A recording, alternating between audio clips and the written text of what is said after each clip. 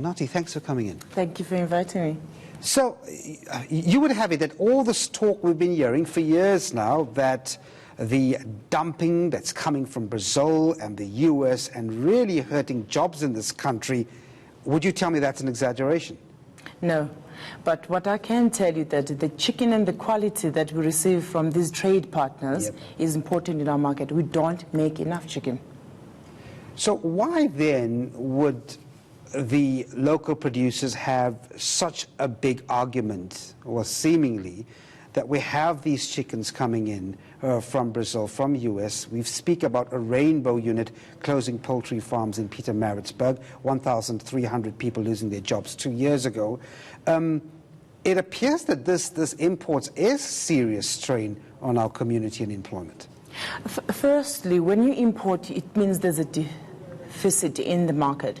The consumer is willing to pay for chicken. That's why you will see that the industry will not interest themselves in lowering the price of chicken. Now, if you watch the chicken prices, the per kg, it has increased. What we're offering, or what we do get from our trade partners, Brazil, US, and the EU, is a better priced chicken with higher quality. We are not beyond what we are consuming. We are just meeting that gap. The second part about closure of factories and the response of the industrial development of our poultry industry is based on two things. They have not changed their numbers since 5 years ago. They're still producing the same amount, but it is even more expensive. What has happened also is that we've reduced the brining. So they even have a bigger problem that they used to put 40% in brine, which is water, into our chicken that is no longer there. So there are major challenges also in transformation, that the industry has not grown bigger than the big four companies. If you register in your 2018 results that you've made 1.4 billion rand in chicken in terms of profit, then it means that you're doing well. So our role is to ensure that we bring a good quality chicken, we ensure that the consumer's price index is not impacted. What's a fair tariff?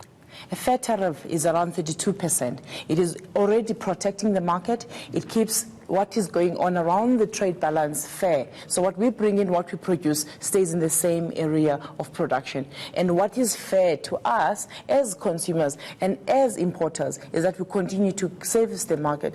You must remember that South Africa is an inland servicing country. So we have the coast, but we've got 5 countries around us that require the same chicken that we bring from other countries. Some of those countries do not have enough maize to support their own poultry production, so they depend on our production. And we've got the opportunity to export if we make more. Have you spoken to the DTI about this, and are you involved in consultations? Because Rob Davis, the minister, and the DTI were very passionate about this topic at one stage. I suppose they still are. How's your argument received within government? Government uses ITAC as its arm and wing to do tariffs, and we've voluntarily given all the information that we feel will contribute to the argument. The first one is, look at the consumer. You're just passing the price on. People will not eat chicken tomorrow. People are not going to push back. So increase the transformation, increase the production, support. If you close a factory in KZ and open them in the Eastern Cape, support rural development. This is our push.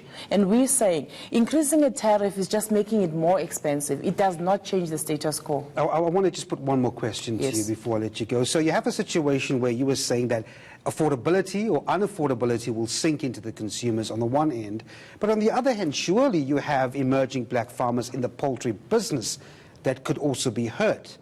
How do you reconcile that? First, some of our members are producers. Some people produce and import chicken.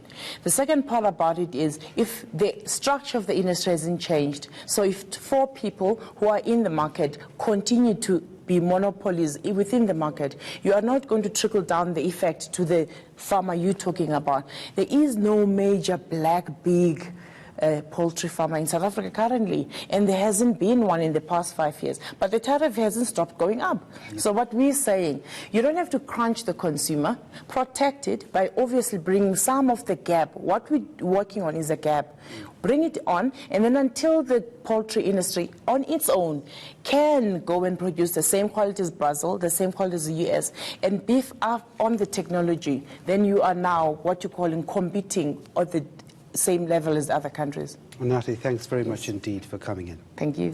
That was Onati Spears, chairperson of the Emerging Black Importers and Exporters of South Africa.